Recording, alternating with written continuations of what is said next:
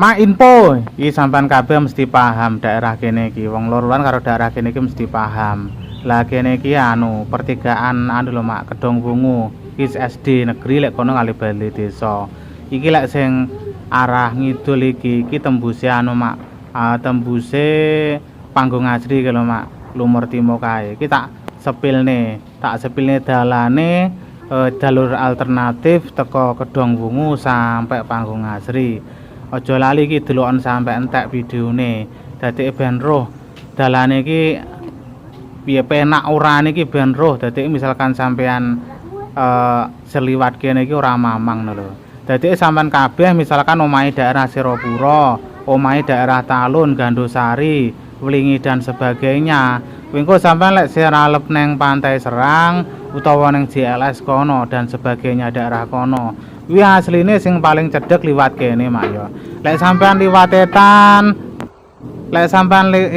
liwat Binangun kono ya kepejene Kadoan. Ku lek sampean liwat kulon liwat Lodaya ya termasuk ya Kadoan.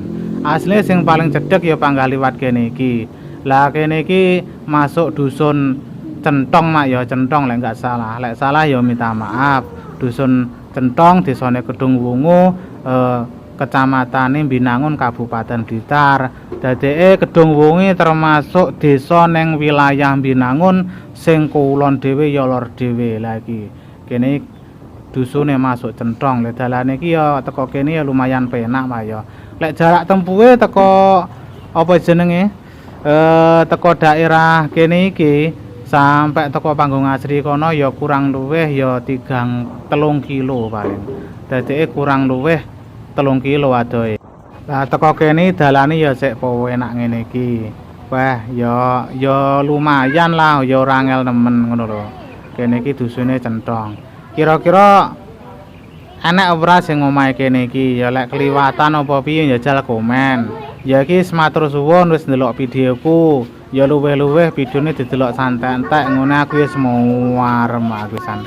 Aja lali ngrung follow di-follow, sing ngrung subscribe di-subscribe. Sing ngrung mitet jempole ya kendang dipitet jempole ngono Mak ya. Keranjang bione iki dibuka ya oleh. Lah ajakane dawa men tenan karo videone iki ya ngekeki apresiasi.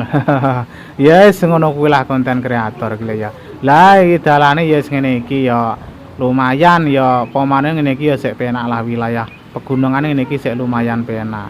Ya kiwa tengen ya omah ya Tegalan daerah pegunungan iki pancen ya omahe sik rung begitu akeh ngono Mak ya. Dibandingne desa-desa ngesor iki omahe ya